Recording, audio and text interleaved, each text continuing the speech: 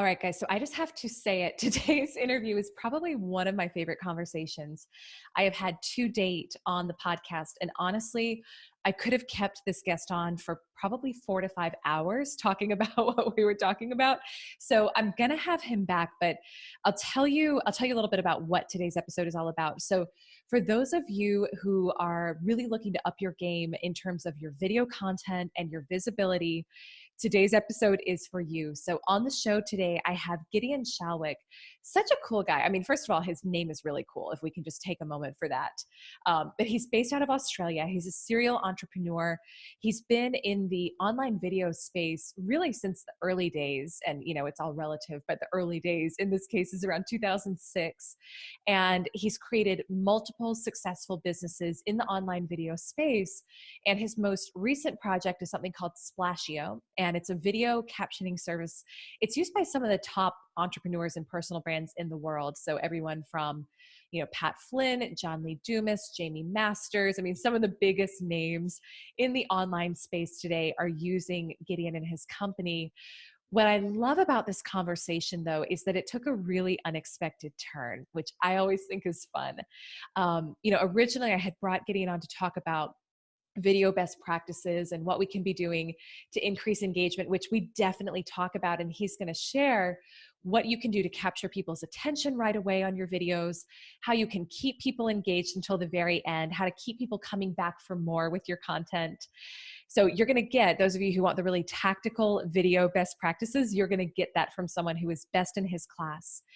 The piece that I really found surprising and most enjoyable, though, is when we started talking about how Gideon personally has overcome any sort of fears of visibility or self-centeredness in his pursuits in order to really build a brand and a business that's based on service. And for those of you who kind of get squeamish at the thought of becoming more visible and people seeing you on camera, and you have fears show up about what are people going to think of me, and are people going to judge me, and am I going to create something that's junk, and are people going to laugh at me, am I going to look silly? I tell you what, you want to listen to today's interview because Gideon shares a very, I would say, unusual and a very deep answer to how you can overcome those fears, how you can shift your focus from yourself to other people, and in turn create more compelling, creative, engaging content. And so I loved our conversation. I already have a time scheduled to bring him back on the podcast because it was that good. But I know you're going to love this. You're going to want to connect with Gideon, and you're going to get so much value from the conversation. So it is my absolute honor and pleasure to introduce you to today's guest, Gideon Shalwick. Gideon, it is so good to have you on the podcast today. I'm super excited about what you're doing to really help empower entrepreneurs to become more visible, to master video, to create compelling content. And I know there are so many people listening who really want to figure out how to put better quality video content out there, how to get better engagement, and just how to increase their visibility as a whole. So you are a master in all of these things, and I can't wait for you to share a little bit of your story and also just share some best practices that our listeners can be using. So thank you so much for joining us today. Well, thank you for having me, and thank you for that wonderful introduction. I'm really looking forward to sharing with everyone, what I've learned over the last 14 years about, video marketing and getting your voice out there using video. It's such an amazing medium. So really looking forward to this. Absolutely. And, I want to talk with you some about your own personal story, but I think to give some context first for any listeners who aren't yet familiar with Splasheo and what you do, can you tell us a little bit about how you came up with the concept, what it does, and then I want to get more into some of your personal journey as well, just in the world of visibility and why that's important. Sure. Well, I've been at this video game now for a long time. It originally started when my wife and I were in New Zealand. I had a job.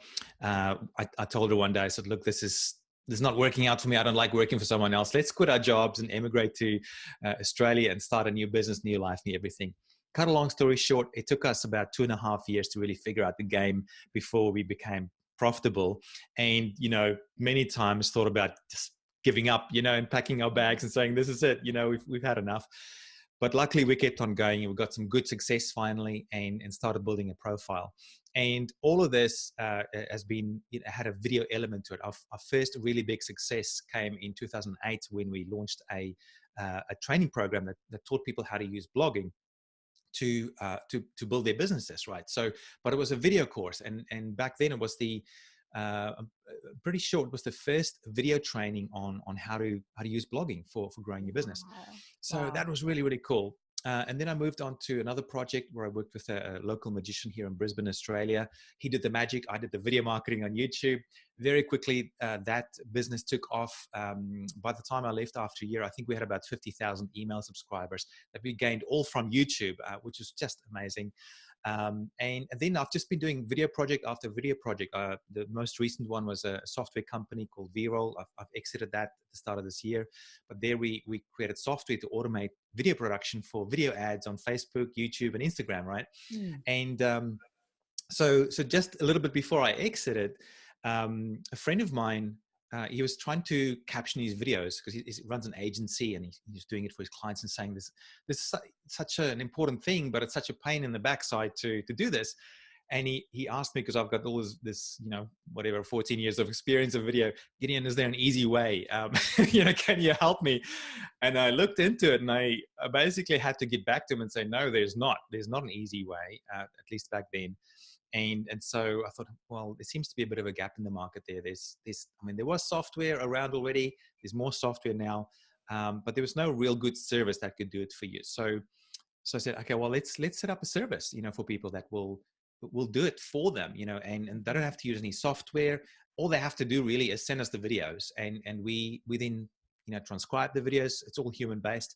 We transcribe it manually. We review those transcriptions. We edit it all together into a really nice looking video or frame ready for social media, and then we send it out. And we do all this within 24 hours.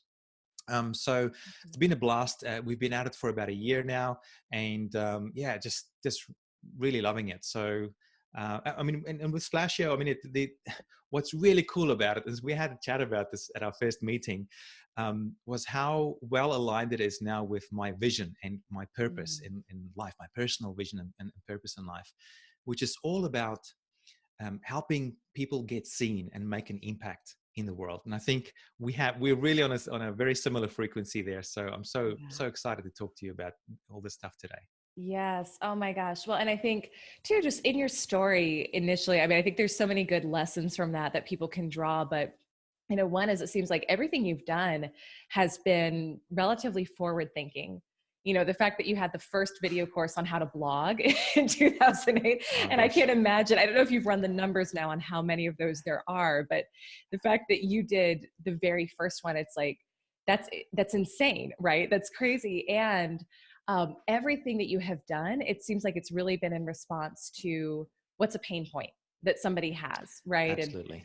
And so, even just thinking about the concept of what you do with Splasheo and editing the videos and the transcriptions, it's like, it is such a pain for most people. Myself included, right? And there's all these, it's like, you have to use different technology, different service providers. It takes forever. It can be expensive. So I think just outside of even the visibility conversation, there's a lot of good lessons there for people listening, of just listening to what the pain points are, and then thinking about what's different, what's forward thinking, what would be unique. But, I'm curious to talk more about some of your own personal passion about visibility, because that's, like you mentioned, you and I really connected on that when we had an initial conversation. And I think we're both really passionate about helping people to be seen and heard, like in their true voice, and really feel like they're living in alignment with their purpose and why they're here. So I would love if you could share with us, we kind of know about you from the business angle now, which is great, but I'd also love to just know for you personally, like why this is something that you're passionate about and why you care about helping people to become more visible. Tell us some about your journey that's gotten you passionate about this, and why this is so important to you. Absolutely. So it's really interesting. The penny only really dropped for me earlier this year, which seems quite late. I'm like 42 years old, but it's funny that it's only one side of the penny that dropped. The other side of the penny basically dropped, I think, when I was born. And let me explain this to you. Okay. So I think each of us are kind of like a coin, right? A two-sided coin. And on the one side, there's this unconscious drive for doing something. But that something or that drive is for the purpose of it is for the self. which is ego-based, like not the true inner self, like but the more the ego-based self. And so throughout life, we are driven by this desire or this need or whatever you want to call it. There's this one side of the coin, and it's always sort of self-seeking in a way. Mm. And then there's the other side of the coin, which is where you flip it. You go from serving self to serving others, or to contribute towards others. And there's a specific thing in your life. There's a specific theme in your life, and I think it's kind of unique to everyone, or although I think you can categorize it, and I've got certain categories that I think everybody falls into. But for me, that drive was about significance.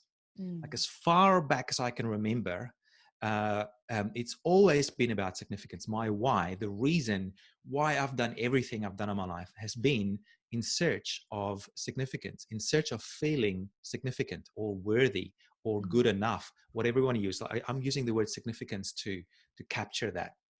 And so up until recently, it's been really interesting. That's been an unconscious drive. And it's driven me to create all these things, become a blogger, the blogging course, Free Magic Live, the Magic One. Then I created rapid video blogging. Then I created V-Roll, and now Splasheo. All of them has been driven by this need, or this search for significance. Mm. And not only that, it's not just been the businesses that I've created. It's everything. Everything has been colored by this need or search for significance, including things like the friends I would make, the courses I would want to do, the things I'd want to learn, even the food I want to eat, or the restaurants I want to go to, the clothes I wear. Everything was sort of framed around this search or need for significance.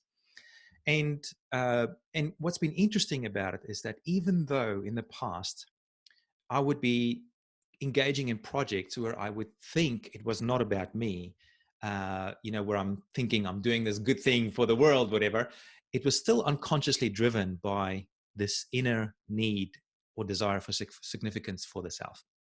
And earlier this year, a few months ago, it just hit me where finally I saw the other side of the coin for real. Like that unconscious drive became conscious to me.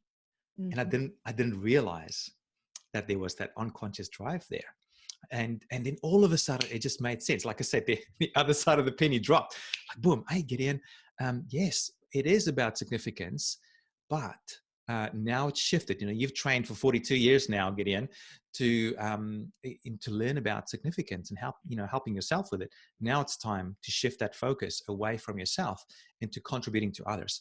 So now this focus is towards helping others with significance, and this a secondary driver for me is connection, and unity, that sort of thing. So significance, helping people feel worthy, and helping people realize that they really have something to share with the world, that there's something worthwhile that they can share, and helping them then connect with the outside world.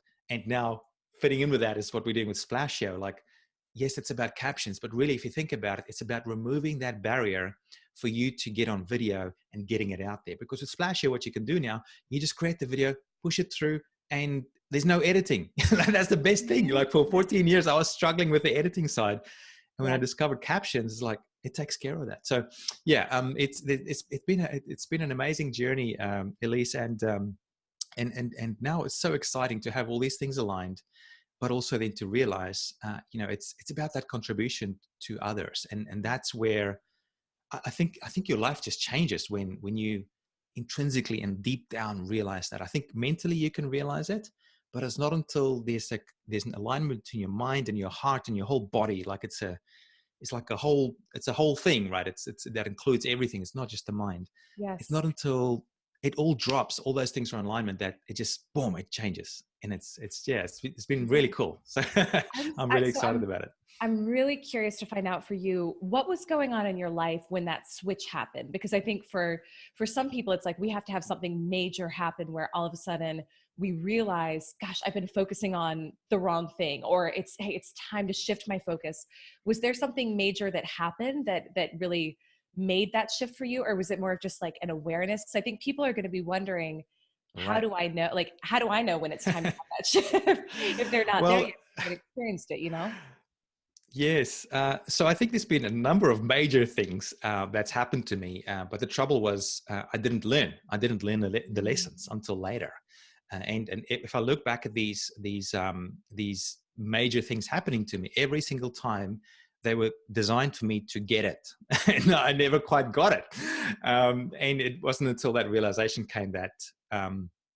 That there was two sides to the coin, and a friend of mine, Baz Gardner, helped me with this a lot as well. He planted the original seed for me to think about this a few years ago already, but he basically said something along the lines of, whatever you've been searching for all your life is the very thing that you need to be giving away. Mm. And so for me it was significance, right? So I've been searching for the significance thing all my life, and I never felt like I could get it. And the way that you actually get it is by giving it away. And that's the big paradox of life. I think it's like, you get it by giving it away, which doesn't make sense mentally, right? But when you start giving it away, you get it. You get it like mentally, but you also receive it too, which is pretty awesome. I've literally never heard it put that way. I'm, I'm, Right. it's like, I want to stop and just think about that for a minute. Mm, That's mm. incredible. So say it again, whatever you've been searching for most, you Yeah. get it by giving So yeah. So whatever you've been searching for all your life, away. Mm-hmm. that's the very thing you need to be giving away. Mm. Wow. So I think it's different. There's different themes, but I think there's infinite variations of it. But I think there's about 4 or maybe 5 uh, main categories. The first one is significance. So for me, I was searching significance for myself, but really what it came down to was about me giving significance to others. Right? Mm. That's where the gift comes in. It's actually your gift. Like, you actually have it, and the reason you're sort of looking for it. I think it's like the universe's way of training us to be able to give that away as a gift. Yeah. The second one is connection. So that's my secondary one. So I've just come up with these myself. It's not tested or psychologically approved or anything like that. It's just what makes sense to me. But the second one for me, or the secondary one, is about connection. So I've been searching for that as well, but not as much as significance. Mm-hmm. But that's the same sort of thing. I need to be giving that away as well. The third one is about security. So a lot of people might be searching for security all the time, right? And it's not until they realize that, hey, it's actually what they need to be giving away. Maybe they become the provider for somebody else, or maybe they become really good at gathering stuff, but then, they've got. It's the thing with all these things. If you're searching it for yourself, you can never get enough of it. Never, ever. It's insatiable. But when you realize that it's not about yourself, that's when the fulfillment comes, because then you're giving it away. So imagine you've amassed a ton of money for the purpose of security, but you still feel you don't have enough. Mm. Then you start giving it away and giving security to others. What happens then? How might that make you feel? I haven't done that on a big scale like that. Like Bill, I was watching the Bill Gates documentary the other day, and I was just thinking, wow, he's playing that game. He's giving it away. And Warren Buffett, I mean, all these guys, that's really operating at those top levels. And then the fourth one is about, I'm not sure if it's the right word, but it's about control, and it's about feeling in control. So if you've always felt like you're not feeling in control of things, and you're always searching for that control for yourself, maybe it's something that you need to be helping others with and giving that away to others. And so there's the four main ones, and I think you can get combinations between those different energies as well. And so I think it's like a shortcut to try and figure out your why, because that's really what it comes down to. What is your why? Why are you doing everything that you're doing? That's the question. That is your why. Why are you doing everything that you're doing? What is the driving force? And so these are perhaps little shortcuts for you to figure out. So, I mean, it's going to be within those themes, I'm thinking. Yeah. Yeah. Gosh. That's so good. It's so good. And man, I mean, I can relate to so much of what you shared. I think a lot of Mm, people listening can't, some people listening, they're probably still, they're on the part of the journey where it's about them, it's about their journey for significance or whatever, whatever it is for them. And then I think for anyone who has had that switch flip or is in that mm, process, you're very aware of it. So mm. You know, it's interesting. I'd be curious to get your perspective on this. I don't know if it's something we need to rush for ourselves. If someone is listening and is like, shoot, I realize the whole journey has been about me at this point. I mean, to me, I think there's divine timing with a lot of this. Yes. It also seems like just even Mm, having this awareness that whatever that thing is that you're searching for, when you can start to shift your focus to how to give it away, you may be able to kind of propel yourself into that bigger ripple effect that is actually what your soul is seeking, which is making an impact, serving yeah. others, you know? So what do you think about, I mean, this is, Yeah. we're going to go in a different That's a direction than video editing here, but we're just going to do it. That's no, that's a really good question, because and I think it's still relevant to the video editing thing, because at least for me, because that's been, as again, like, it's been the driving force for everything that I'm doing now, right? And it still is. So the video editing is just at a different level. It's at a more I guess practical, physical level, right? But it's based on, like, the thing that's driving it is all the stuff we're talking about now.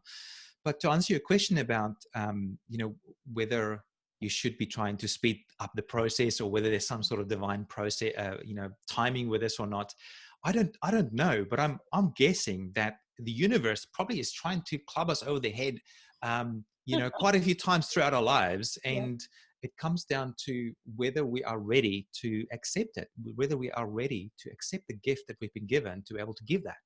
Yeah. I think for me, I had to bump my head many, many times, before finally it's like, okay, I get it. And it seems silly in a way for me going back to go, why didn't I get this earlier? Why didn't I start, but in a way I couldn't, because maybe I wasn't ready for it. But I Mm. can tell you this: when you get it, like when it really sinks in, and you sort of, it's almost like an aha moment. You just, like, you might have known about it intellectually for years, but then one day just something shifts, something changes, and there's a definite shift, and everything changes. And just yesterday, I saw this happening to a really good friend of mine, Anthony English. You can check him out on LinkedIn. He is just on a projection. What do you call it? A very high projection with Yeah. growth with his LinkedIn following. And what happened to him was he had this shift. He had this shift from trying to trying to look like the expert, and to be the clever one, and to be the one who comes up with all the answers, to shifting to saying, hey, actually, all the answers, to his Mm. audience, and saying, it's about you, it's not about me. And and he's got this really amazing sense of humor, but just the way that he does it is just like, he makes people just feel so good just by reading his post. You feel great because he writes it for you, and so I think that's a really good example of someone. He's I'm not sure how old he is, but I'm guessing he's in his 50s somewhere. Mhm. Sorry, Anthony, if I got that wrong, but I'm guessing he's in his early 50s, perhaps. We'll go Um, young. We'll go 30s or 40s. okay, We'll 30s or we'll 40s, wait yeah. young. Okay, yeah. So yeah, no, I think you can sense it, but then you can also start seeing it outside. Mm. And I'll tell you this: it's a lot more fulfilling. The first side of the coin that I talked about, the trouble with that is it's never fulfilling. You never feel fulfilled when you pursue that, from the egoic point of view, right? But when you shift it to the contribution to other side, boom, like all of a sudden it's like, now my cup is getting filled, and you're not even trying. It's like, okay, really, is it this easy? So Yeah. yeah, it's pretty cool. And this is a shift that I would love to see just happening in general in the space of personal brands. And I think some Mm, people they've made that shift. And then there's a lot of people who aren't quite there yet. And mm, it's mm, something we talk about at Brand Builders Group, that one of the biggest misconceptions about your personal brand is that it's about you. And in mm. reality, it's not Yes, about you at all, right? yes, It's about yes. the people you serve. And there's a different energy that I find when I'm talking to clients and prospective clients who have made that shift versus the ones who Mm, haven't. And I talk with a lot of people who have a lot of resistance around building a personal brand or being more visible, because they have fear of, what are people going to think of me, and I don't want to look like I'm just doing it for the fame, and and it's a very I focused thing. And mm, it's easy to fall into that too, because on the exterior, so much of your personal brand is you showing up on videos and your images. Right. But, you know, if someone can make this shift and realize that if they have a powerful message, the more visible they can become, the more people they're going to serve, the more they're going to be able to connect with other people who can see themselves in them. And I'd love if maybe you could just kind of speak to, I don't know if you ever run into this with the people you talk to, people who are, Mm. who have resistance or fears about being visible and are kind of focused on the worries about what other people are going to think of them. Yeah, Any right. words of advice, anything you Yeah. would add to Yep. that? Absolutely. Yeah. Absolutely. I think it's the number one fear for people is, that fear of rejection. What is everyone else going to say? What are my parents going to say? What's my wife or my husband or my partner going to say? What are my kids going to say? Or what are my colleagues going to say? Or what are my old school friends going to say? Or what are all my Facebook friends going to say? If I stuff up, or if I don't look as good as I'm supposed to, or if I say something that sounds stupid, so these are, I think I've yet to meet someone who hasn't had that fear or hasn't. I think we all have it to a degree, and I'm not sure if it ever really goes away. It's perhaps it's gone for some folks, right, who are truly actualized. But I think in general, for most people, that is definitely a fear. And I think also when you realize where that fear comes from, and you make the shift, the fear starts dissipating. Because if you think about that fear, it is related to the ego side of doing things. Because the ego doesn't want to look bad. The ego doesn't want to be small. The ego doesn't want to be invisible. The ego wants all those other things. It wants to be seen. It wants to be bigger and better than everyone else. It wants to put others down in a way. It's kind of like a negative energy. You don't even realize it when you're stuck in it. And that's why if that fear exists, because the ego doesn't want to disappear. The biggest fear that the ego has is to be nothing. And there's some other work I've done, which we might not have time to go into, but when you start realizing that the concept, or that you as a concept, is not actually a real thing. It really is just a concept. Like, you think about who you are, and like me, Gideon, who is Gideon? Okay, yeah, there's a physical body, etc. But that that that Gideon, like, what is it? Who? And then you get to the realization that it's just an idea. Now, it's a bunch of ideas that are sort of sitting inside your head. It doesn't actually exist in the real world anywhere. You come to realize that, hey, actually, that is the ego. And so the ego is not even a real thing. It doesn't even actually exist other than being an idea. And when you realize that, it all shifts. And then you go, okay, well, then if there is no ego, or if the ego is not even a real thing, that fear of it being destroyed is like you're destroying let's say a fairy. Like, okay, a fairy doesn't even exist, so you can't even do it. So the ego having a fear it's like, it's kind of nonsensical when you think about the physical real world. And then you go, okay, well, that fear is actually unsubstantiated, because it's based on something that doesn't even really exist in a real sense. So then you realize that, and you look at it and you go, no, you look at the ridiculousness of it, actually, of having that fear. It becomes funny. You sort of start laughing at it. And I think that's one of the first steps to that fear starting to dissipate, when you start realizing, hey, it's not about you. It's about others, and giving your, and that the process and flow state of you giving your gift to others. Just as a side note here, Mihai Csikszentmihalyi, I hope I'm pronouncing his name right, but he wrote the book, or he coined the word flow, right? And wrote a book called Flow. And he talked about when you're getting in this state of flow, and most of people watching this already, most of you will have experienced this, but when you get into a state of flow, which I believe is when you're getting into a state of natural gifts and talents and giving it in that process, you actually forget that you exist. You forget about yourself. Time disappears. Your concept of yourself disappears, because you're not thinking about yourself. And that's, I think that's one of the ways that you can also, move towards creation and creating from a place that's pure and clean and based on your true gifts and talents. And then it's not about you anymore. That, and then when you realize it's not about you, then there's no need for the fear, because it's not about you, right? So that's one perspective on it. Yeah. Yeah, I mean, gosh, this is so good. And I love what you said about creating from a place that's pure and clean, because I think Mm. when you access that place, everything shifts, everything's different. And I'm curious to get your perspective on this and what your experience has been. Mm. I want to know, do you find that you still seek significance in what you do? Because and the reason for the question is, I think so much of our lives, just as humans, is that there's a duality to everything, right? And so now you have Yes. this awareness of what the bigger picture is for you, and you're aware of what life was like before, and now you're focused on creating significance for others.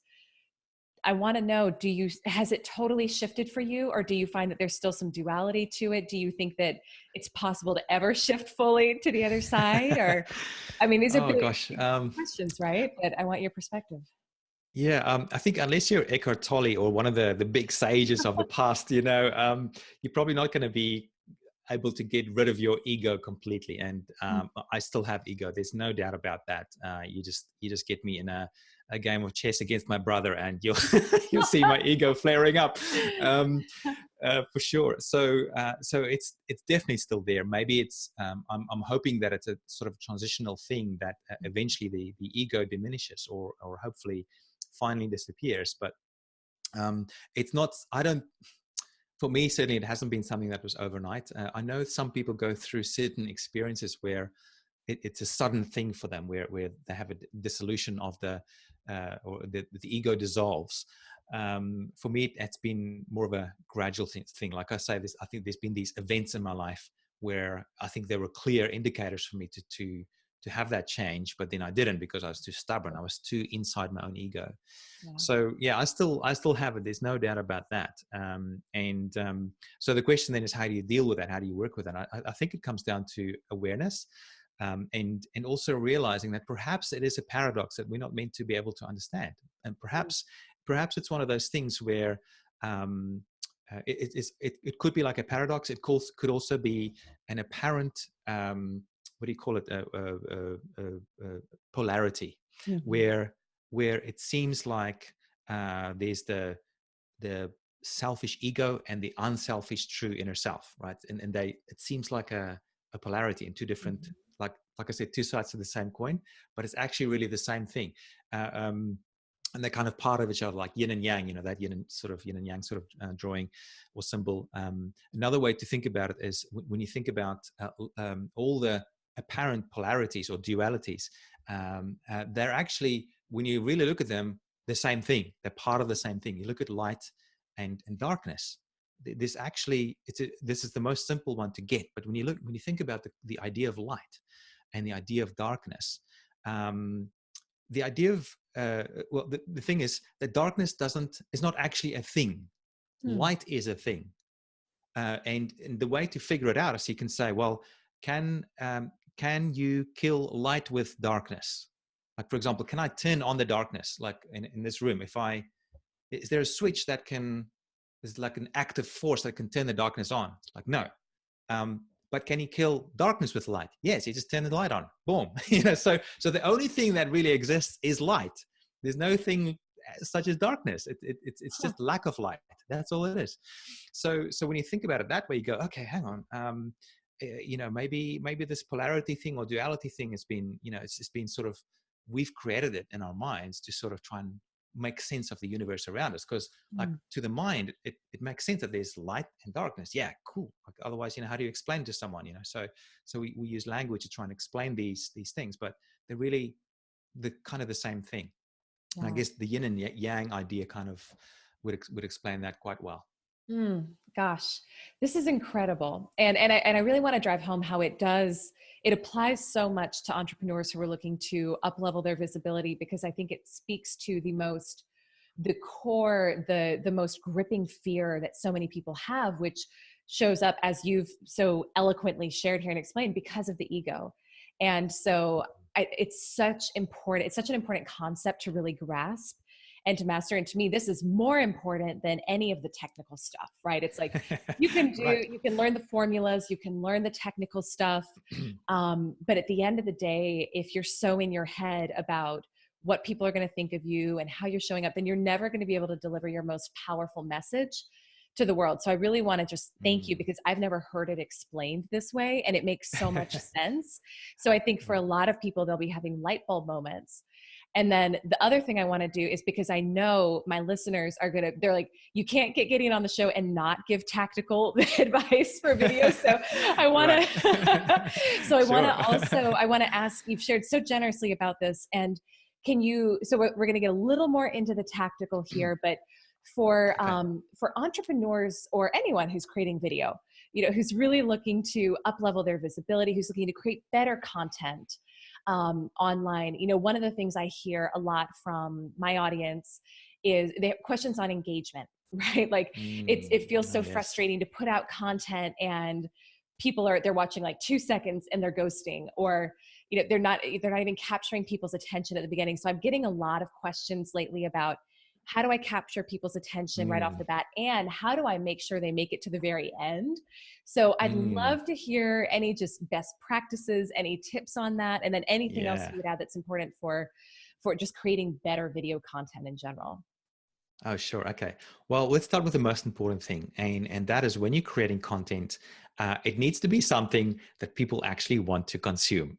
That's the Boom. first biggest rule, Mic drop. right? That's it. And I mean, you miss that, then it doesn't matter what other fancy tricks you use. It's just not going to work.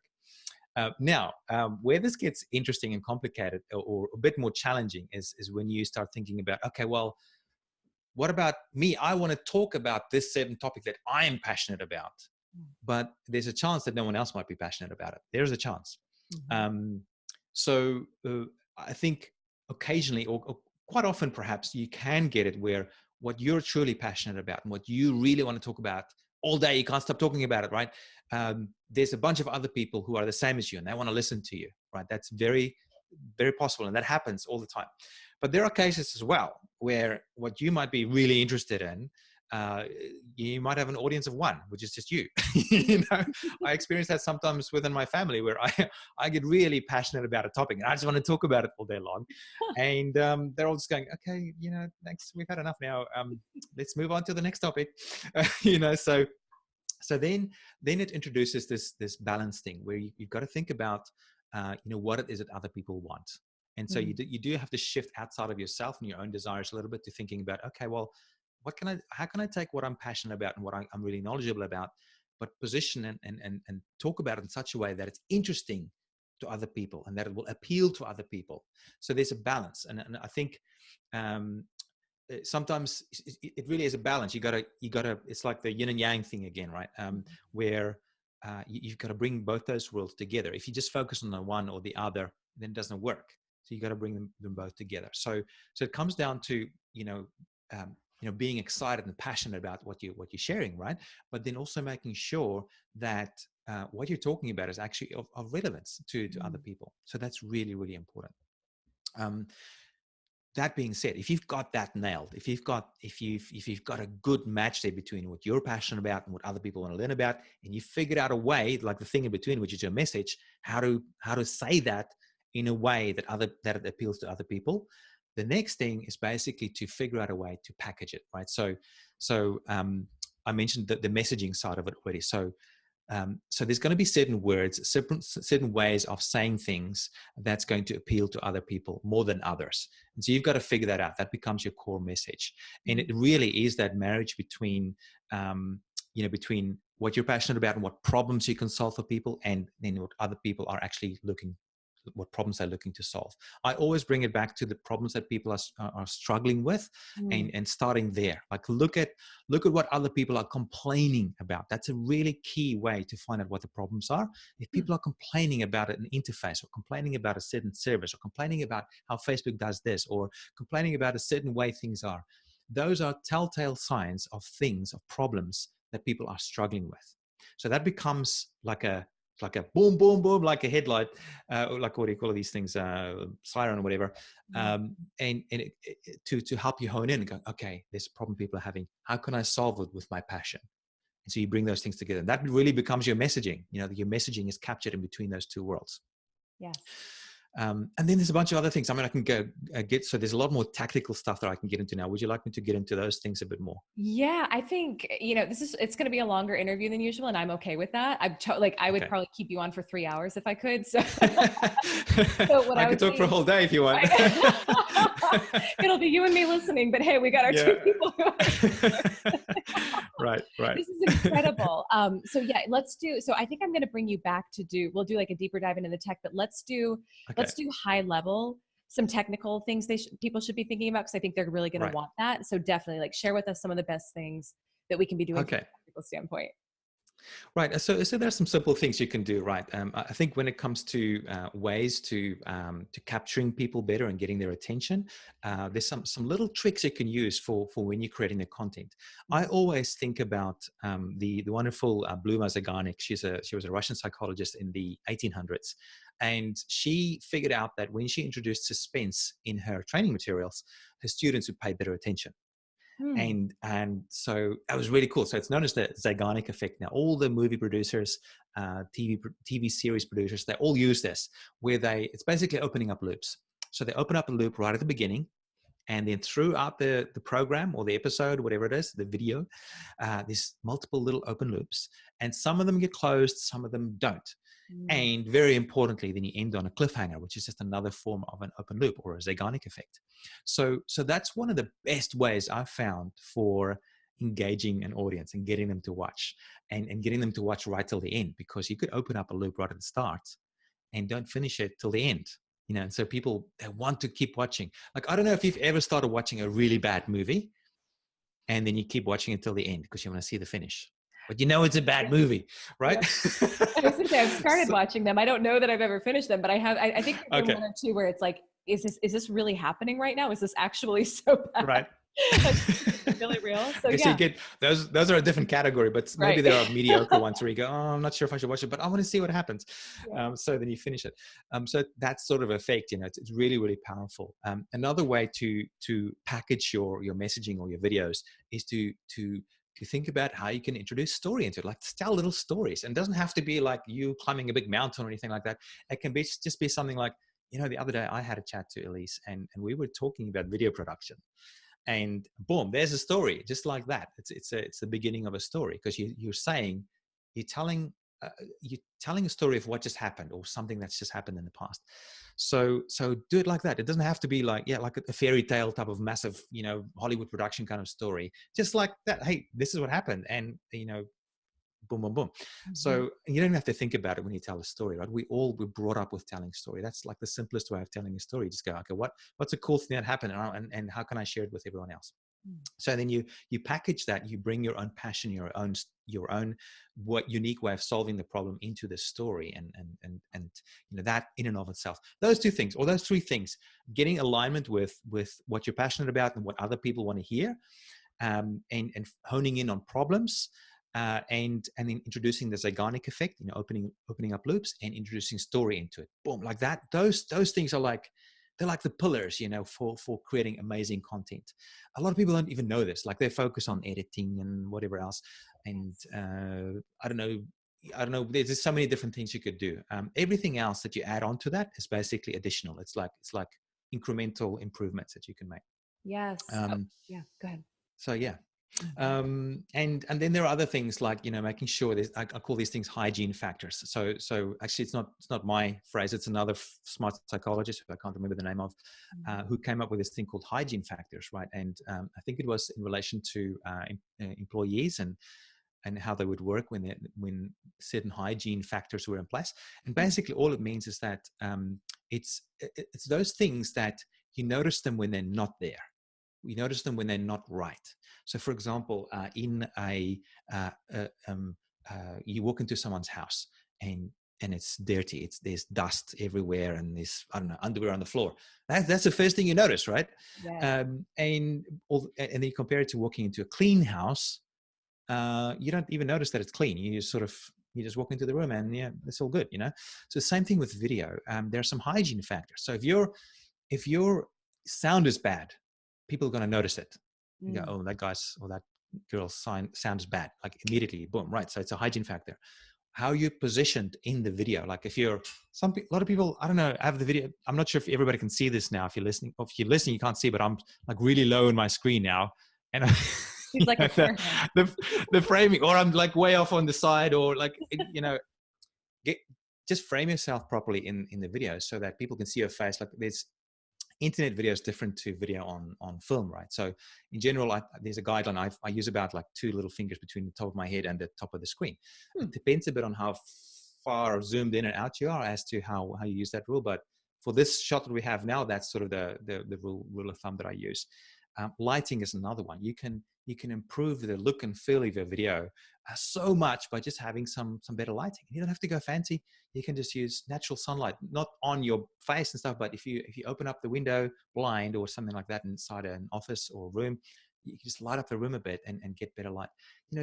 Our phones, their cameras are pretty good, but they're not as good as like proper professional cameras unless you've got good lighting. If you've got really good lighting, these cameras become almost just as good as the professional ones, so, and it's such a simple little trick. Yeah. And then there's a whole bunch of other things you can do that I'm not sure if we've got time for, but maybe we can have another chat where you can think about, formulas like this. There's formulas that you can use for creating content to be able to make them more engaging. And it depends on the kind of content that you want to create as well as to which formula that you'd want to use. But maybe we could talk about that another time. Oh, that's so good. I know that. Well, that's a good cliffhanger to say. Right. That's a good open loop. I didn't mean to. Definitely want to have you back to talk about that, because all of these things are things that people are wondering about. I think people are really wanting to create great content. So I'll have you back on the show to talk about formulas in the not too distant future, because I think people are really going to want that. This is all so helpful. I mean, even just like the 2 fingers on top of the head rule. I don't look at myself during these interviews, but I've got to see now. Yep. Okay, you're good. I got like a finger and a half. Yeah, but just stuff like that. It's like pro stuff that helps us take it to the next level. And again, I think it's just grounding in the mindset of service with all of this, that if you're not thinking about how are people going to receive your message, are they making it through to the end? Are you creating content that's interesting? No one's going to hear it, and you're not going to be able to grow your business and make your impact. So it seems like all of this just comes back to shedding as much as possible of the ego and really be in a place of supporting other people to accomplish their goals through your content and through your visibility. So gosh, this is incredible. And I'll tell you too, it went in unexpected directions, and I love that. I love awesome. that. I love that. Love to hear Thank you. Awesome. Tell Gideon, tell people about one more question for you, but tell people about where they can connect with you, where people can find you. Like, tell us all of that, and then we'll wrap up with a final question. Okay, cool. I have one last visual to give before I tell you about that. And it relates back to something you said earlier about the ego, and like, especially people starting out about, building a personal brand and worrying about themselves too much and this sort of thing. Here's a really nice visual. Imagine you are the torch and your message is the light. Now, when you think about a torch and a light, what do you do with it? Do you point it? Do you look into the light of the torch? No, you don't. You look at what the torch is shining on, right? So we are the same. Like, we are like torches that everyone else is using. Like, so we are shining light on others and other things and other people, not onto ourselves. And that's another way to sort of think about you and your personal brand and your messaging. Like, you're a torch, you're a light bearer, and you got to get that light shining through you. But it's not about you. You're just the instrument. That's what's so cool about it. So it's a nice little visual that was been really useful for me personally. Yeah, I mean, I'm really active on LinkedIn lately. I'm really enjoying that platform. So people want to connect with me there, just search Gideon Shalwick, and happy to connect with you. Just say listen to the interview, and it'd be really cool to connect. I mean, the other thing is, if people are interested in captioning your videos or getting it done for them, I mean, we've actually set up a special page. Do you want me to mention that one now? Absolutely. Elyse? Go for it. Yeah. Okay. So there's a special page we set up for just you guys watching this or listening to this. And it's actually, let me share this. I think I can share it like this. Yeah. Can you guys see that? So So that's at splasheo.com/Elyse. And so what we've got there is basically a free trial. At the moment, it's for 4 videos. Your first 4 videos you can get for free. Normally it costs about $100. But if you go to that page, splasheo.com/Elyse, you'll be able to grab it there. And you've got Elise's beautiful face on the page as well, if you're wondering if you're in the right place or not. But yeah, that's it. If you want to connect with me on LinkedIn, that'll be awesome.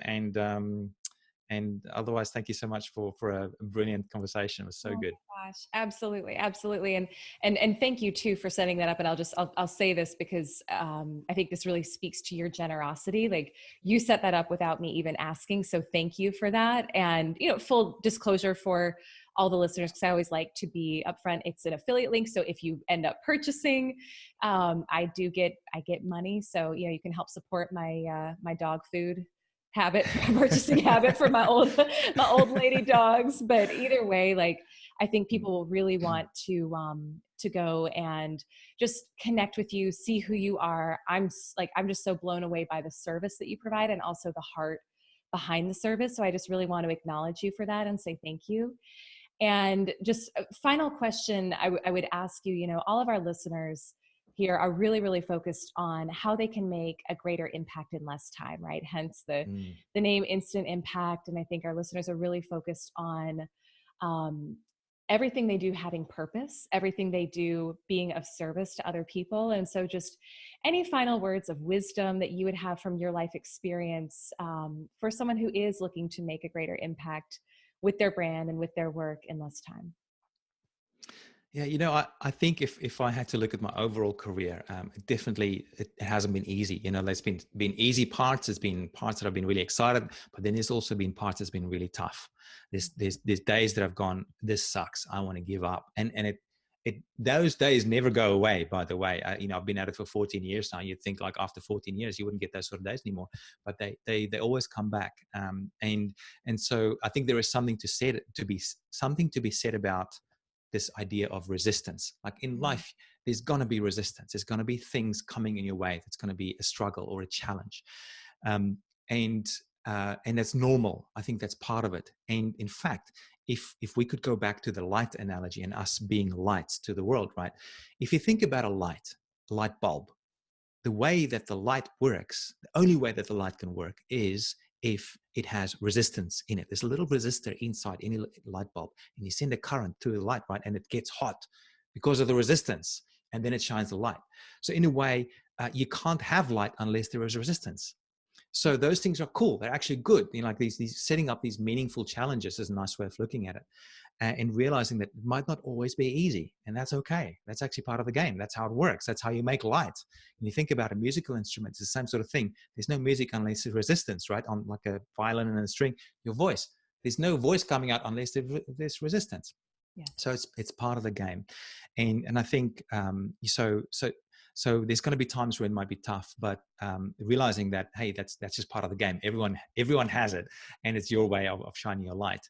But then realizing that your best shot of success is when you're going to be shining as you, and not trying to be shining as someone else. So when you found yourself, and you're able to build everything else around that, I think life's going to become a lot easier as well, and you'll have purpose. You'll have a real purpose for doing what you do. Oh my gosh. Thank you so much, my friend. This was incredible. I'm moved. I'm thinking differently about my life and how I show up in what I do. And I know listeners are as well. So thank you so much for what you shared and for your generosity here. You're very welcome. And it was so much fun. Thank you so much.